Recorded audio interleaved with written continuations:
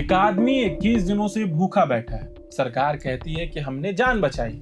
उसके समर्थक कहते हैं उसे जबरन उठा लिया गया। पुलिस कहती है हाई कोर्ट का आदेश था। लेकिन सवाल है, अगर कोई लोकतांत्रिक तरीके से भूख हड़ताल कर रहा हो तो क्या उसे उसकी इच्छा के खिलाफ अस्पताल ले जाया जा सकता है? और अगर उसकी जान बचाना ही मकसद था तो फिर इतनी राजनीति क्यों हो रही?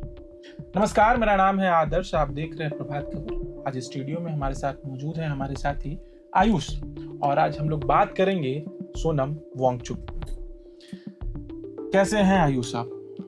जैसी आज की व्यवस्था चल रही है सर, जिस तरीके से हमारे देश में आंदोलन किए जाने पर गिरफ्तारी हो रही है और जबरदस्ती जान बचाने की एक होड़ लगी हुई है सरकार और व्यवस्था की तरफ से, उसको देखकर देश के युवाओं की जो हालत है वैसे ही हमारी भी हालत है सर, एक युवा की तरह। आयुष, मैं जानना चाह रहा था कि आज सुबह जंतर मंतर पे पुलिस ने सोनम वांगचुक के खिलाफ जो एक्शन लिया, वो क्या एक्शन जिस तरीके से उन्होंने लिया, एक सफेद कपड़ा ले चारों बगल से उनको बांधना, मॉक ड्रिल करना, फिर उसके बाद उसको उठा कर लेके जाना, ये उचित है? सर, जिस तरीके से आदर्श यहाँ पे उठाया गया है सोनम वांगचुक को, हमें देखना होगा कि क्या सोनम वांगचुक एक कोई क्रिमिनल है, क्या क्रिमिनल के तौर पर उठाया गया है? क्या वो एक ऐसे मुद्दे पे अपना प्रदर्शन कर रहे थे जो अनाधिकारिक है? वो एक जरूरी मुद्दे पे अनशन अपना कर रहे थे, एक शांतिपूर्ण प्रदर्शन चल रहा था। इससे पहले भी लद्दाख वाले मामले में उन्हें इतने दिनों तक जेल में रखा गया, ऐसे राष्ट्रद्रोह के मामले लगाए गए उनके ऊपर। और इस बार जिसे गिरफ्तारी कही जा रही है, सरकार उसे हाईकोर्ट का आदेश मान रही है कि हाईकोर्ट ने कहा था कि जान बचाना जरूरी है सोनम वांगचुक का।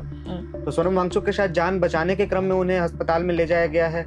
इसे दो तरफ से देखा जा रहा है। विपक्ष इसको अपने राजनीति के तौर से देख रहा है और जहां सोनम वांगचुक के समर्थक हैं वो इसे देख रहे हैं कि उनकी कहीं ना कहीं गिरफ्तारी की गई है, क्योंकि उनकी वाइफ का भी बयान आया है सर, जिसमें वो कह रही हैं कि उन्हें अभी भी मोबाइल तक ले जाने की अनुमति नहीं दी गई है अंदर में। वो कोई ऐसा काम नहीं कर रहे थे जिसकी वजह से उनको उठा के ले आ गया।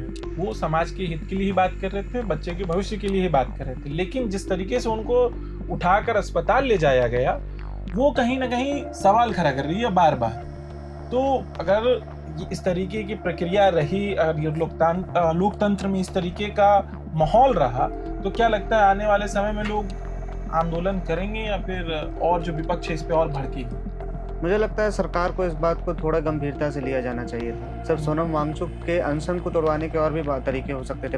अगर आज सरकार बात कर लेती उनसे तो भी शायद वो अनशन टूट सकता था, मगर उन्होंने दूसरा तरीका अपनाया जो कि जोर जबरदस्ती का था। जिस तरीके से घसीटने के वीडियो सामने आ रहे हैं इंटरनेट और सोशल मीडिया पर, और जिस तरीके से सीजेपी के फाउंडर अभिजीत दीपके भी बात कर रहे हैं कि उन्हें खुद अनशन पर बैठना पड़ा है क्योंकि उनके जो सबसे बड़े प्रणेता थे पूरे इस प्रोटेस्ट के, उनको ही कहीं ना कहीं गिरफ्तार माना जा रहा है। तो यहाँ अभी एक खबर आई है आयुष की अभिजीत दीपके के ऊपर कोई काली स्याही उसके शरीर पे फेंक दी है।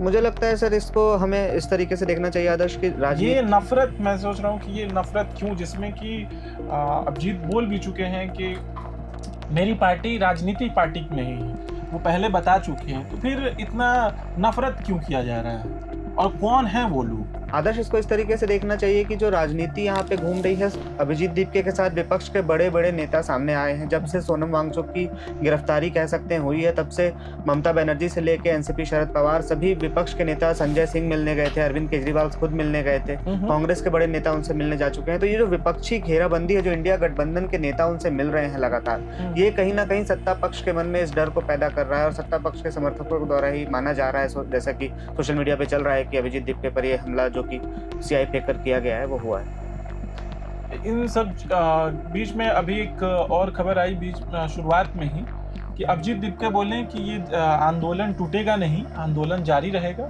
और वो हंगर स्ट्राइक पे चले गए। आपको क्या लगता है आने वाले समय में जो अभी सोनम वांगचुक के साथ हुआ, जैसे उनको उठा के ले जाया गया, क्या अभिजीत को भी वैसे ही उठा के ले जाया जाएगा या फिर ये आंदोलन यहीं पे 1-2 दिन में समाप्त हो जाएगी? जैसा कि सीजेपी का इस पूरे प्रोटेस्ट का जो मेन मांग है कि 20 तारीख को अब ये लोग संसद तक यात्रा करने वाला, रैली अपनी ले जाने वाले हैं। तो यहाँ पे सबसे बड़ा सवाल ये है कि अब आज तक पिछले 2 दिन पहले तक इस पर मीडिया भी बहुत बात नहीं कर रही थी। ये उतना हॉट टॉपिक नहीं था जितना ये आज बन चुका है। तो सोनम वांगचुक की गिरफ्तारी शायद सीजेपी भी अंदर से ये चाह रही थी कि एक बार सरकार उनसे कहीं ना कहीं कन्फ्रंट करे आकर के, और उससे मैटर और ज्यादा हॉट टॉपिक बन चुका है और ये अब आगे और बढ़ता हुआ ही नजर आएगा। क्योंकि अभिजीत दीपके ने भी आज ये अपने तरफ से आह्वान किया है लोगों से कि मैं खुद अनशन पे जा रहा हूँ, आप लोग यहाँ पर आइए और ज्यादा से ज्यादा संख्या में जंतर मंतर पहुंचे, क्योंकि 20 तारीख को हम सब संसद जा रहे हैं। तो मुझे लगता है जिस तरीके से सेलिब्रिटीज क्रिकेट से हो या बॉलीवुड से, सभी लोग जिस हिसाब से इस पे आ चुके हैं, ये और बहुत बड़ा प्रदर्शन राष्ट्रव्यापी बनने वाला है। लेकिन इस सब के बीच में अभिजीत का क्या एक्शन होगा? जो अभिजीत कर रहे हैं वो सफल होगा या विफल होगा? क्या आपको लग रहा है कि ये लंबी पारी खेल पाएंगे या इनकी पारी यहीं पे समाप्त हो जाएगी? अभिजीत की जो ओरेटरशिप स्किल है, मतलब जो वक्ता है जिस तरीके के अभिजीत, उस पर कई सवाल सोशल मीडिया पे अलग अलग राजनीतिक विशेषज्ञों ने भी उठाए हैं कि उनकी वाक कला उतनी अच्छी नहीं है, इसलिए उन्हें सोनम वांगचुक जैसे ऐसे एक चेहरे की जरूरत पड़ी जो उनके पूरे मूवमेंट को आगे लेके चले। अब सोनम वांगचुक कैमरे पे नहीं आ रहे हैं, मोबाइल तक उनके वहाँ पे जाने, वार्ड में जाने की अनुमति नहीं दी गई है। ऐसी परिस्थिति में अभिजीत दीपके को फ्रंट फुट पे आकर अपने चेहरे पे पूरे प्रोटेस्ट को लेना पड़ेगा और यहाँ से उनको बड़ी पारी खेलनी पड़ेगी। वो अब तो कह रहे हैं कि वो खुद अनशन पे बैठ चुके हैं और इस अनशन को सिर्फ, जैसा कि पहले भी सोशल मीडिया चल रहा था कि वो खुद सामने आके बोल दिए थे कि वांगचुक रोज करते हैं और हमारी रोज की आदत नहीं है हंगर स्ट्राइक करने की। तो ऐसे छिछले और हल्के बयानों से अभिजीत दीपके को बच करके एक गंभीर पारी यहाँ से उन्हें खेलनी पड़ेगी, ताकि जिस मुद्दे पे ये पूरा देश आज एक बार दोबारा 2011 के बाद राष्ट्रव्यापी आंदोलन की तरफ बढ़ रहा है, उस आंदोलन को जिंदा रखना है तो अभिजीत दीपके को बहुत सामने आना पड़ेगा। अभिजीत दीपके की जो मांग है आयुष कि धर्मेंद्र प्रधान इस्तीफा दो, जब सोनम वांगचुक को ले जाया गया अस्पताल, उसके बाद फिर उनका एक बयान आता है और वो जोर जोर से चिल्ला कर बोलते हैं, इनफैक्ट रोते हुए भी नजर आए हैं। रोए भी हैं, लेकिन उससे पहले उन्होंने कहा कि धर्मेंद्र प्रधान को इस्तीफा देना ही हो। आपको लगता है कि धर्मेंद्र प्रधान इस पे इस्तीफा देंगे?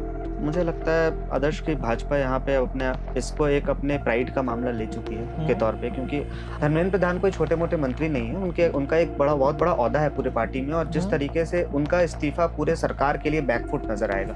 तो धर्मेंद्र प्रधान का इस्तीफा तो अब होना नहीं है। नीट की परीक्षा दोबारा हो चुकी है, रिजल्ट आ चुके हैं। मुझे लगता है अब ये पूरे जो परीक्षाओं को लेकर पिछले साल भर पहले हमने देखा SSC के जैसे विद्यार्थी प्रदर्शन कर रहे थे दिल्ली में जाकर के, तो इस तरीके के सभी प्रदर्शनों को एक मंच मिलेगा और इस तरीके से हम यहाँ से आगे बढ़ सकते हैं, क्योंकि ये रास्ता अब धर्मेंद्र प्रधान के इस्तीफा से ज्यादा बड़ा बन चुका है। देश में हो रहे सभी परीक्षाओं में जो घोटाले हैं, बिहार में जिस तरीके से AEDO पेपर कैंसिल किया गया, इनफैक्ट बिहार में जो पिछले महीने से जो कर्नाटक में भी यही मामला है, केरल में भी यही मामला है, हर जगह यही पेपर लीक वाला मामला, हर जगह पेपर लीक के साथ साथ जो सिक्योरिटी चैलेंजेस है। बिहार में पहले जो बायोमेट्रिक्स के माध्यम से होते थे एग्जाम्स, पिछले 2 एग्जाम्स ऐसे लिए हैं BPSC ने जिसमें बायोमेट्रिक्स को हटा दिया गया, बाकायदा नोटिफिकेशन जारी करके उन्होंने कहा कि ये अब जरूरी नहीं है। तो इस तरीके के जो सवाल हैं परीक्षा पे, विद्यार्थियों के भविष्य पे, ये सभी सवालों के इर्द गिर्द अब ये पूरा प्रोटेस्ट और आंदोलन आगे बढ़ना चाहिए। तो आपको लग रहा है कि ये प्रदर्शन आगे भी जारी रहेगा?